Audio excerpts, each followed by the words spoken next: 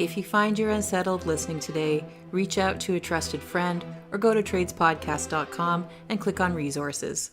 We are men in the trades, forging health in the drug poisoning crisis. This is Off the Clock Toolbox Talk. Hi, Karen here. Daniel was meant to be the main host on this episode, but he got called away to an urgent priority right before we got started. So this episode for Men in the Trades by Men in the Trades is mostly two chicks talking. Fortunately, a member of our steering committee, Stephen, joined the call from his work site as he could. Our guest today is Lianne Radmore, speaking from over 20 years of experience working in Fraser Health substance use services and public health. Lianne was very much herself in the original conversation, but called me a few days after the recording to say that we had to redact some of her common language so she can maintain her professional reputation. At the same time, the primary piece of feedback we have received from our listeners is that we have to swear more if tradespeople are going to take us fucking seriously. So this episode is a weird combo of redacted and unredacted language. Welcome to our slightly awkward and totally authentic episode on using safely. Lianne, do you need to say a little piece about kind of who you are, what you do, and that you're not speaking for Fraser Health? I absolutely need to say that I am not. Anything that I share today is my own personal opinion. And while I hold a position with Fraser Health as the harm reduction coordinator for the East, everything that I talk about today does not necessarily reflect the views of Fraser Health. Using safely. When I said, hey, Lianne, can you come and talk about an episode about how to use safely? What did you say to me? I said, no. I said no, because I don't want to be on a podcast because I'm anxious about it. And then Karen talked to me about all the reasons why it would make sense that I come and speak. And I think that the first thing I said was, I think we have to be really cautious about saying using safely in this time and in the current circumstances in the toxic drug supply. We can talk about using safer. We can't, there's no, until we have safe supply that is regulated in the same way that we have alcohol and cannabis regulated. That is the only way that we'll ever be able to talk about safe use. But for now, based on the current circumstances in our world, we have to talk about how to use safer, and really talk about how folks' relationships with substances is different for every individual. I think that those are the things I said.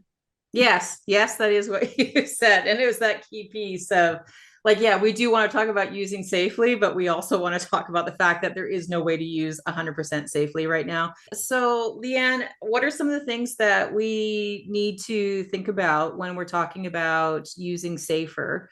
I think that you can plan for using safer.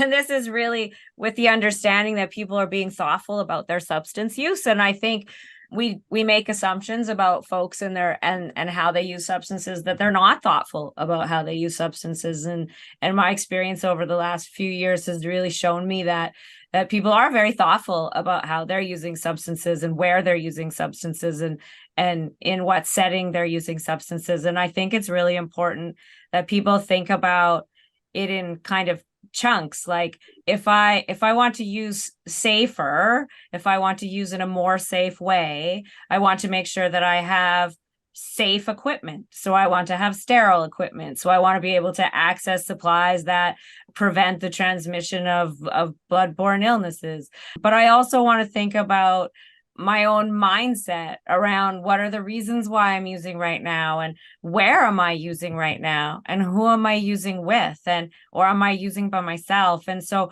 it goes beyond just having safer equipment or more sterile equipment. It's also about, is the person I'm going to use with, or are we going to ride the rails till 4:00 in the morning and shit's going to go sideways, or am I going to, in the same way that I think about my own substance use, like maybe I go for a drink with Karen and we have a couple of drinks and it's fine, but I certainly have friends that I might ride the rails with, and we might go out and it's late and we end up in situations that maybe I wouldn't have ended up in with a different human being. And so I think about, just for my own personal substance use, I think about who am I with, and and what are the reasons why I'm using, and when people start to deconstruct their reasons for using substances in the moment or over a period of time. Am I using right now because I'm super, super stressed out and really shitty things happened today and my boss was a and I have all of these things in my head, and so maybe that's the day I use too much.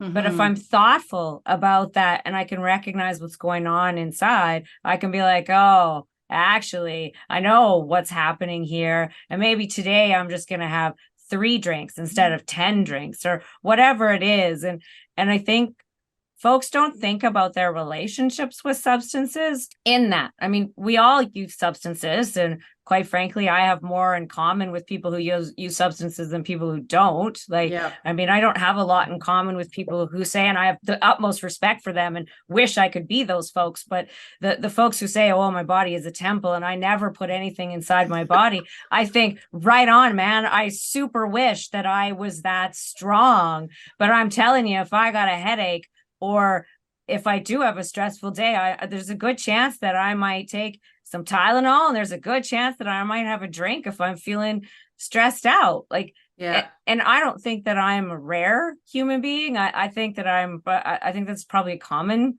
reaction for folks. And so I just think that when we start to look at our relationships with substances, we spend a lot of time trying to get people to not use substances instead of really looking at, well, what is it for? Yeah. Because substances in themselves are they're not evil or bad, or right. A drug is a drug is a drug. There's nothing evil or bad or about it. It's really about the life circumstances in which you're using those substances. Absolutely.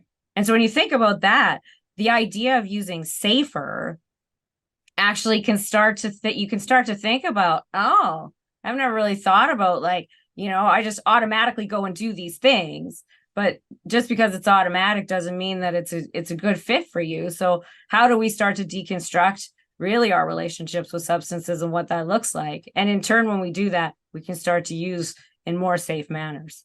Yeah, absolutely. And I was laughing, it was knowing laughter when you were talking about, like, oh, like, some people say my body is a temple and I don't want to put anything in it, but I would connect that to some degree with privilege, because just the things that I have going on in my life, I'm like, there are days when it's not compassionate, it's cruel for me not to use something like, say, Tylenol or something like that, because I can't function in that level of suffering from the kind of pain that I'm in, whether it's psychological pain or physical pain. So it's actually the more humane thing to do some days for me to put substances into my body. Now, then that just gets back to the idea of the safe supply. I know when I go to the store and buy a bottle of Tylenol, there is actually Tylenol or acetaminophen in there. I'm not worried that there's, it's going to be double the dose that it says it is, or, I'm going to get, like with Tylenol, I'd be probably concerned maybe about liver damage at high levels of it, but I don't have to be worried about that because it says how much it is. I know what it is, but we don't know that about street supply. And that's what makes it so dangerous. I do have one thing to mention. I guess it comes down to, like, so safe supplies, like where I work, I don't believe it's really out there to tell these people that we have it and it's a safe place. Like, there's certain places where you can come and use, but there's other places where you have to be staying. So I believe we need more, I think, safe injection places. Yeah. And I would even say, like, there's more information that came out this week that was saying that Dr. Bonnie Henry was talking about it, about how it's actually a relatively lower percentage of drug poisoning that's happening in the downtown east side or on the streets, that the majority of it is actually happening in homes and in people's private residences and whatnot. So if we're talking about safe injection sites and or safe smoking places, then I think we just need a lot more of them. They need to be just much more available in many more communities than they are right now. Because there's just a handful of them right now, if I'm correct. I don't know, Lianne, do you know anything about that? I know a fair amount about the overdose prevention services that exist in the Fraser Health region, but I think what we also need to talk about is that, yes, there's absolutely a need for more services, more diverse services within communities, but to also think about how people see themselves in those services. So, for example, if I was to identify as someone who had a substance use disorder, or even as someone who used substances, if I used illicit substances, so if I was to identify myself as that, as me, as like Lianne Radmore, who works for the Fraser Health Authority, who is, I have lots of education, I have a reputation in communities, I people know me, et cetera, I wouldn't actually see myself in the services that are currently offered. Mm-hmm. Because I don't necessarily identify as having a substance use disorder. And it doesn't actually matter if I do or I don't. Doesn't matter if I have a substance use disorder or if I have a relationship with substances. None of that actually matters if I don't see myself in those services. Mm-hmm. And so I think we need to think about the diversity of services and what needs to be available for folks. And it's a both and. So we need services for folks who would actively use an overdose prevention service, who would come to an inhalation space or an injection space. But we also actively need to be providing services for folks who, for virtue of just who they are or where they're from or how they see themselves, wouldn't engage in the services that currently exist. And so I do think that there's space for all of it. But I think that we need to really talk about the reasons why people won't identify as using substances, regardless of how I identify myself in that relationship with substances. I mean, we already know that most people who use substances actually don't have a substance use disorder, wouldn't even meet the criteria for a mild substance use disorder. We're talking about folks who may use regularly and still not identify as having a substance use disorder. We're also talking about folks who might use occasionally or daily. It doesn't actually matter how or how much people use. It's about how they see themselves in that relationship with their use. So, for example, I've talked a couple times about how I might have a drink or I might have a drink on the weekends, or today for sure I'm going out for drinks. Like I have a date, I'm going out, or I'm going to have drinks. But when we talk about people and substance use, we often talk about people needing help. And there's no question that there are folks who require help for their substance use. At the same time, we also know that about 85 to 90% of the people who use substances don't actually develop a problematic relationship with substances. We actually need to talk about those folks too. Yeah. And we need to talk about how, for me, when and I can openly identify that I have a relationship with substances, I don't see it as problematic. There's no one in my life who would see it as problematic.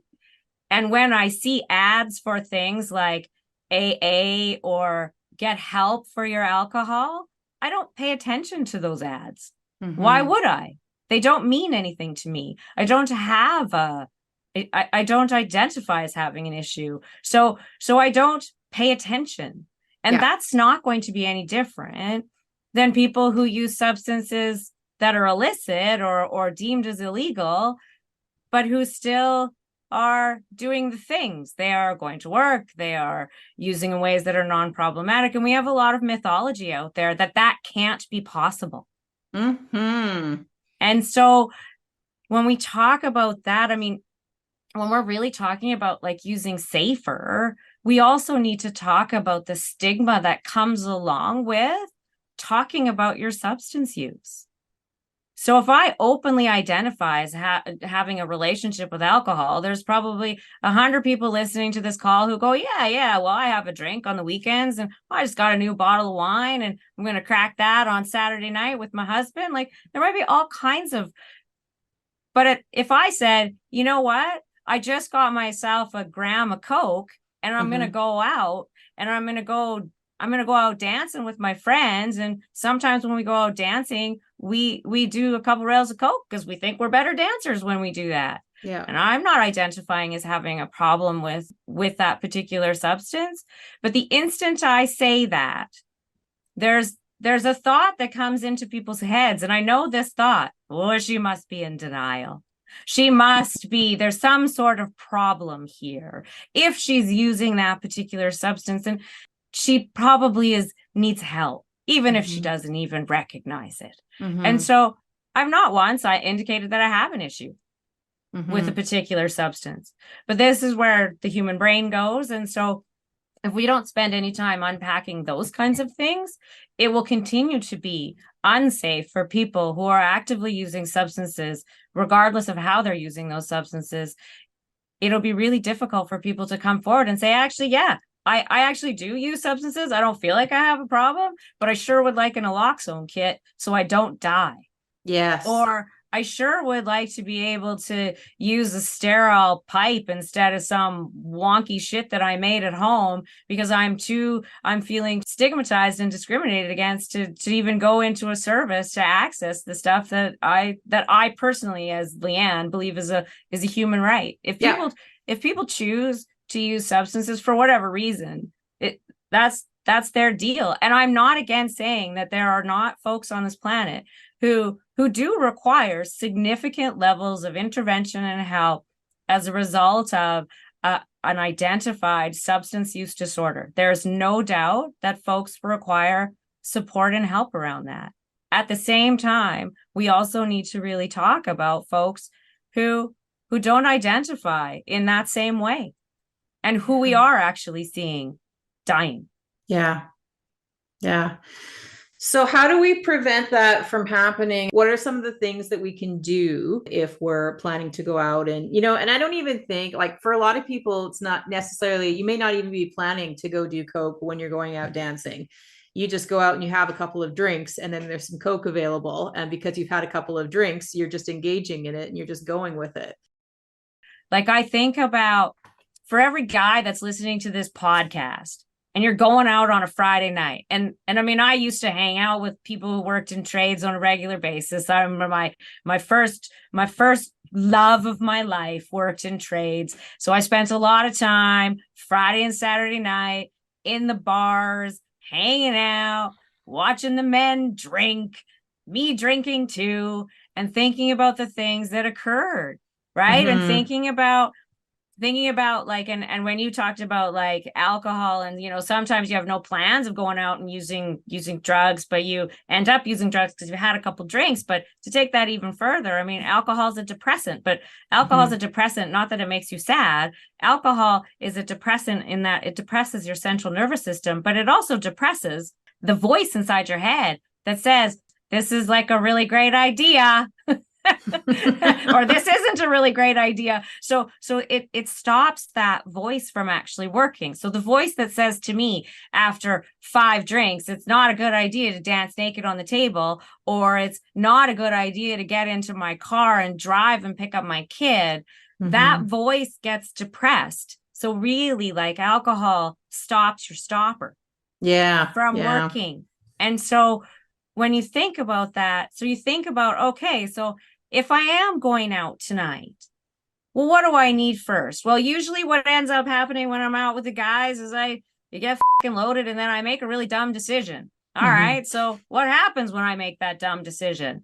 Okay. So what are those dumb decisions? Does that dumb decision mean that I might use a substance that I wouldn't normally use because I've had a few drinks?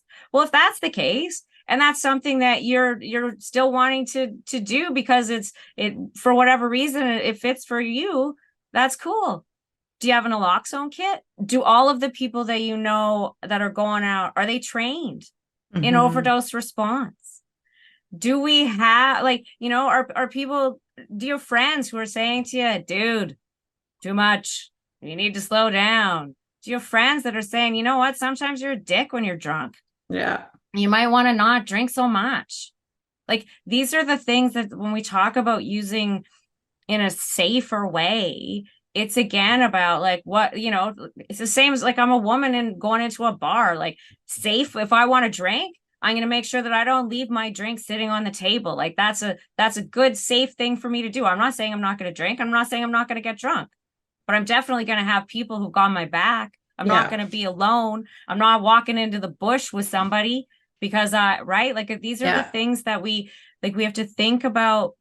It's almost like people may not plan their substance use, but the more you plan your substance use, the actual safer you are around how you do that. Mm-hmm. If you start to think about like, oh, when I go out on Friday night and Charlie's there, Charlie and I get into a lot of shit. Yeah. Like, and I don't get into shit with anybody else, but me and Charlie, shit goes sideways on a fairly regular basis. Okay. Well, you know what? Maybe me and Charlie need to have a conversation about how shit is going sideways and what kinds of things can we do to help each other to not go sideways. And again, this isn't about don't drink or don't drug. This is really about, have you been thoughtful about your substance use? Because oftentimes I think just as human beings, we just automatically go to, I feel shitty, I'm going to drink. I feel happy, I'm going to go party. And I feel like we connect substances to all kinds of emotions in our lives, and we do it for celebration. And none of that is wrong. But it's really about how do you deconstruct this so that it makes sense and so that you aren't dying. And then I think about like, do you have anyone in your life who can actually have a conversation about substances that isn't a shameful conversation or I'm disappointed in you conversation? Do you have someone in your life who you can act like, do you have a person who you can actively have conversations with about your substance use that you will still feel okay at the end of that, regardless of what you decide about how you are going to use your substances?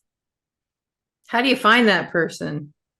Well, I mean, I think it's really tough because I don't think that we have these conversations on a regular basis. Exactly. It's not part of our normal interactions with people to have just in another episode, we were talking about just engaging with authenticity with whoever that you're with and being able to talk like what's really going on inside. And so many of us haven't had the opportunity to develop that. Some people call it self-awareness. Some people call it self-attunement, to understand even what it is that we're feeling inside and that we need to approach someone to talk about it. So there's like a whole bunch of micro steps in there too, as we move toward looking to find somebody that we can connect with. I mean, off the top of my head, I'm thinking there might be somebody, a friend, some coworker or something like that you might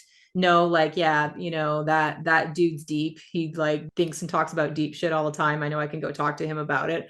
Or you might need to maybe look for a counselor or your employee assistance program or something like that. But if you're doing that, then you need to take the time and be aware that you may not connect with everybody right off the bat. And just because you don't connect with them doesn't mean that doesn't work and that it's fucked up to try to talk to anybody about that. Sometimes you have to go through a couple of people before you find your right person that you feel like you can connect with and talk to. My question is, there's a lot of drinking and driving and there's a lot of other kind of deaths out there, but we kind of shied away from all that. It was more focused on the fentanyl. That would be my last little topic to bring up with you guys. So when we talk about harm reduction, we're talking about all substances. Yeah, and harm reduction is just it is really like when you just boil it down, it is about how do we reduce the harms. We think about I think about my relationship with alcohol in my 20s versus my relationship as a teenager, where I really should be dead, right? Mm-hmm. And as it changed and shifted as a young adult, and as it changed and shifted as a woman in my 50s, who like now, I mean, and this is funny, like my dad was actually talking to me the other day and he said, I went out to the brewery on Friday night, I had 4 drinks. And my dad is like, I think he's in his I don't know. We don't talk about age in our family. So he said, he goes, I had 4 drinks. He said, this is all I had. He says, and the next day I was so hungover. My dad didn't expect that. He's like, I mean, my dad has had a fair few drinks in his lifetime. Like, he never expected that. So he was like, oh, this is change. So I have to think about this, about how this like impacted me the whole day. The next day, he said he felt like shit. Because you can't drink the same in maybe your 70s as you did in your 30s. Or the time, or what you're drinking, you have to shift. Like for me, I can't drink, well, and that's a long story, but I can't drink whiskey. I never drink whiskey again as long as I live, right? Never, my whole life. But like I like vodka. I know that I can drink vodka. It doesn't hurt my stomach. I don't feel ill from it. Like, so these are like just alone that those are things to think about. Like, and we do this automatically without thinking. When you start to think about it, really, you start to recognize your own harm reduction practices that you're already doing and what you can actually start to improve on and how you can make those changes. So for every guy who's listening to this podcast, who's going to go out after work tonight or the next night or the next night, or sit at the site and tailgate and have some drinks, I really encourage people to start to think about their relationship with substances and what does it mean and what does it do for them, and where are the harms, if there are any harms, and if there are harms, are there anything that you can do to reduce those things? I guarantee you're already doing them. The other things around like using safe, like real practical things, other than thinking about like who are you with and where are you going and what are you choosing to put in your body today, et cetera, et cetera. It's also things like if you are using from the toxic drug supply, right? So, I mean, we've talked about alcohol today, but we also talk about the toxic drug supply. If you're using, there's a number of apps that folks can access. So there's the Lifeguard app. There's also the National Overdose Response Service line where people can call in and their use can be witnessed over the phone.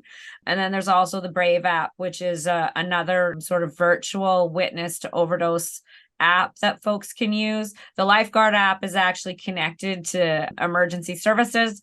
So if folks are using by themselves and they happen to overdose, it's connected to emergency services. So ambulance does show up. The other two is not connected to emergency services, but you would be working or you would be talking to someone who would phone 911 on your behalf should your safety plan not, sort of work out in the way that you wanted it to work out. One of the things that's coming is an online marketplace for people to access harm reduction supplies online because I really recognize that lots of folks don't see themselves in the services that we offer for a variety of reasons. This is a new service that's coming online where folks who want to protect their confidentiality and their privacy will be able to access the online marketplace to access things like our fentanyl screening strips and our other sterile supplies and also naloxone kits. We also offer drug checking with FTIR technology. And I strongly encourage people, if you're accessing the toxic drug supply, come and get your drugs checked. Just get them checked. You'll find out what's in them. You'll have a conversation with people who know this work and who are, people who may have active relationships with substances themselves and are really just there to support and provide you with information about your substances. So I think that those are some really key things for people to do. And where would you find the information about where your nearest place is where you could find safe supplies or get your drugs checked? So you can go to the Fraser Health website and just Google drug checking, and that will give you a series of places where drug checking is available. You can also, for Fraser East, check and just Google Mountainside Harm Reduction Society and go to their drug checking page. And then that has a full calendar. And what about other health authorities? Do they have similar types of programs? Would you find similar information? Yeah. So if you're listening from Interior Health or Vancouver Island, I would suggest the same thing. You can just Google drug checking, Vancouver Island Health Authority, Google drug checking, Interior Health Authority, and you'll be able to find those services within those areas as well. This has been a Fraser House Society project, hosted by Daniel Snyder, co-hosted and produced by Karen Jansen, managed by Delanne Young from the traditional, ancestral, and unceded territory of the Coast Salish peoples. Production of this material has been made in part through a financial contribution of Health Canada. The views expressed herein do not necessarily reflect the views of Health Canada or Fraser House Society. The content of this podcast is conversation between people with living experience and should not be taken as professional advice. Help save lives! Go to tradespodcast.com to find tools and tips to promote the podcast on your site with minimal stressors. Like us on socials, Instagram at offtheclock.toolboxtalk. Send us constructive feedback in any form you'd like. tradespodcast@gmail.com. Help us, help you.